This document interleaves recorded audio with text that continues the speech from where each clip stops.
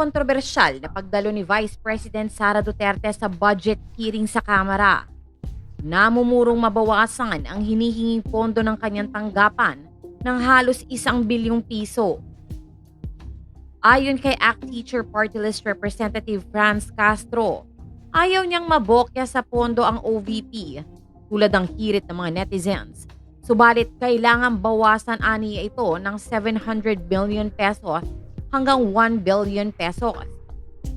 Ang mababawas ay ililipat na lang sa Department of Social Welfare and Development o DSWD at iba pang ahensya ng pamahalaan. Inamin naman ng mga mambabatas na mahirap idepensa ang mahigit 2 bilyong pisong budget ng Office of the Vice President pagdating sa plenaryo ng Kamara dahil sa naging asal ni Duterte at pagtangging sumagot sa tanong ng mga kongresista. As Vice Chairman ng House Committee on Appropriations and as sponsor, of course, it's going to be a lot difficult if I bring this to plenary. Pahayag ni Lanao del Sur Representative Zia Alonto Adyong sa ambush interview sa Kamara.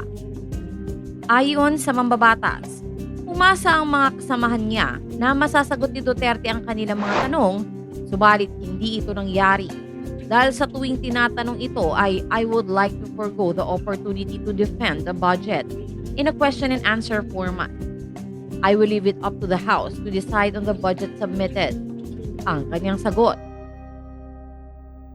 Magugunita na naging mainit ang deliberasyon sa 2.34 billion budget proposal ng OVP nang dahil sa pagtanggi ni Duterte na sagutin ang mga katanungan ng mga mambabatas partikular sa 122 million pesos confidential funds na ginastos umano nito sa loob ng 11 days noong taong 2022. Aaminin ko sa inyo na maraming congressman, mga miyembro ng Kamara ang nadismaya dahil nakitaan ng kawalan ng respeto, kawalan ng transparency, at kawalan ng paggalang lalong-lalo na sa mga miyembro ng Kamara. Ayon naman yan kay Zambales Representative Jefferson Concun.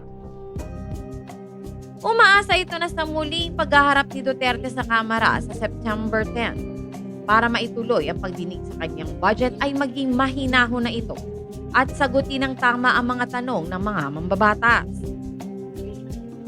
Samantala, naninindigan si Vice President Sara Duterte na hindi mali ang paggamit ng confidential funds ng Office of the Vice President noong taong 2022. Ginawa ni Duterte ang pahayag matapos sabihin ni House Deputy Minority Leader Franz Castro nitong Biyernes na umano'y hindi pagsunod ni Duterte sa mga patakaran para sa 73 million confidential funds noong 2022 ay isang batayan para sa impeachment. There was no misuse of any funds. There is, however, an unending political attack by the Makabayan Romualdez Marcos Alliance to mask the real problem of the country right now. Ani Duterte sa isang panayam. This is the sad plight of the poor and the hungry because of the unabated rise of food prices. Ordinary citizens' principles are not for sale. Ayuda will not solve the growing dissent. It is classic, wag the dog peace, aniya pa. Sinabihan din ng Vice Presidente ang mga kritiko niya na dapat daw ay magtrabaho muna ang mga ito bago mamulitika. Matatandaan na naglabas ng Notice of Disallowance ang Commission on Audit sa 73 million mula sa 125 milyong confidential funds na nagastos ng Office of the Vice President sa ilalim ni Duterte sa loob ng 11 days. Ipinaliwanag ni COA Assistant Commissioner Alexander Juliano sa budget deliberations ng 2 billion peso budget proposal ng OVP para sa 2025 na ang notice of disallowance ay nangangahulugan ng paggasta ay either irregular, unnecessary, excessive, extravagant, or unconscionable. Ayon naman kay ACT Teachers Party List Representative Franz Castro, lumabag sa batas si Duterte at nagpapakita lamang ito ng betrayal of public trust. COA's findings reveal a glaring misuse of public funds. It is becoming apparent that Duterte was banking on the supposed veil of secrecy around confidential funds to to hide her unlawful use of people's money, ani Castro. Hindi naman pwedeng gagawa ng kalokohan pagkatapos ay pababayaan na lamang. Dapat may accountability. Her misuse of confidential funds is an impeachable offense. Sa paglulustray ng confidential funds, sa panahong kulang na kulang ang pondo para sa serbisyong politiko at ang pagtangging ipaliwanag ito sa taong bayan, malinaw na may batayan ang impeachment. Samantala, inanunsyo ni House Deputy Minority Leader ACT Teacher Party List Representative Franz Castro na harangin nito ang hinihinging social aid fund ng tanggapan ni Vice President Sara Duterte para sa 2025. Given the previous misuse of confidential funds, we must ensure that public funds are allocated and utilized properly. Hindi natin pwedeng payagan na maglaan ng hiwalay na budget para sa social services sa isang opisina na may kaduda-dudang track record, ani Castro. Ipinunto ni Castro na sa 125 milyong confidential funds na ibinigay kay Duterte noong 2022, naglabas ang Commission on Audit ng Notice of Allowance sa 73 million pesos dahil sa maling paggamit. The COA's findings are clear.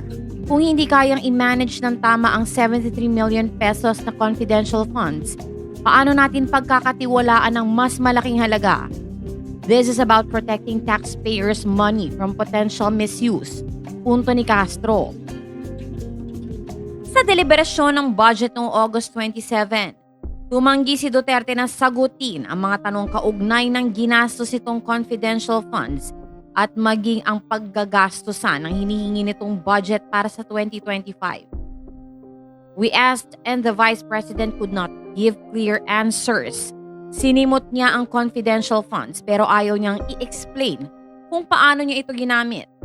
Sabi ng Lady Solon, how can we, as lawmakers, justify giving her more funds when she cannot even account for the money she has already spent? Again, this is not about politicizing. Ito'y tungkol sa pagpuprotekta ng pinaghirapan, pinagtrabahuan, at pinagpawisang pera ng bawat Pilipino, giit ni Castro. Sa presentasyon ng panukalang 2.37 billion budget ng OVP para sa susunod na taon, sinabi ni Duterte na it is my lawful duty to give aid to any person who reaches out to the OVP seeking relief. Sinabi ni Castro na ililipat na lamang daw ang hinihinging social aid fund ng OVP sa Department of Social Welfare and Development o DSWD, ang ahensya na mayroong mandato at kakayahan na hawakan ang social services ng gobyerno. By funneling the budget to the DSWD, we can ensure that the funds are used properly and reach those who need them most. Sabi pa ng Lady Solon, as lawmakers, we are simply fulfilling our duty. She said it is our responsibility to scrutinize how public funds are spent. We owe it to the Filipino people to ensure that their money is used wisely, transparently, and for their benefit, not to enrich those in power. Dagdag pa ni Castro.